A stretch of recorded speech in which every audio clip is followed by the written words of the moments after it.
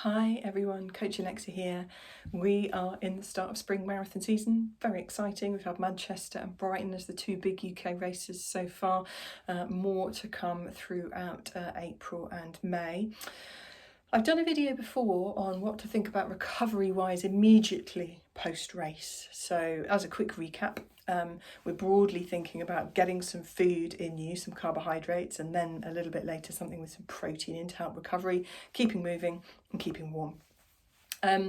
But in this video, I'm going to talk a little bit about that sort of longer term recovery. So there is a rule of thumb, which isn't too far away from reality for most people, I'd say, that you need a day recovery for every mile that's been run. So that works out as about 3.5 weeks for marathon recovery. Which, as I say, probably isn't far wrong. So generally the first week post-race, I would not have people doing any or much running at all.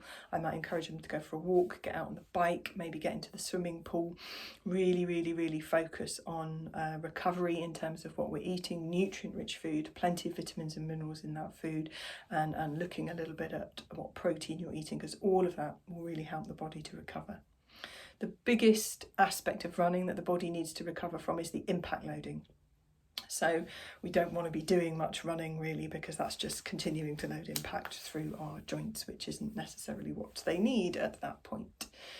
You'll probably feel mostly recovered by the end of that first week, but bear in mind the fact that some parts of our body, our nervous system, our tendons, our ligaments, our joints, don't have a very good blood supply, so their recovery time is longer, but they also don't have a particularly good nerve supply, which means they don't shout as much when they need recovery. So we need to then use the next 2.5 weeks to look after them a little bit more.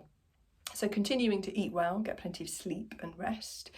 The second week post-race might be about doing 2 or 3 quite short, quite gentle runs just to get the body moving, maybe alongside some yoga or stretching, maybe getting a gentle sports massage in that week or doing a little bit of foam rolling.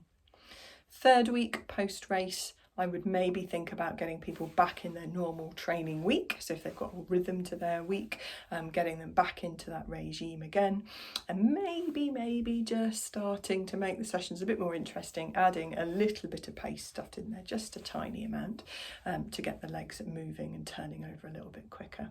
And from there, rebuilding towards whatever somebody's next goal is. I would thoroughly recommend choosing something a bit different as opposed to plunging yourself back into something that's very similar to marathon training that you've been doing for probably the last 4 months plus. The body and the brain really like a change, so maybe focus on short, sharp speed for a little bit, or maybe take advantage of that endurance base and just go low and slow and build up for an ultra perhaps over the summer on some lovely trails. Let me know any questions.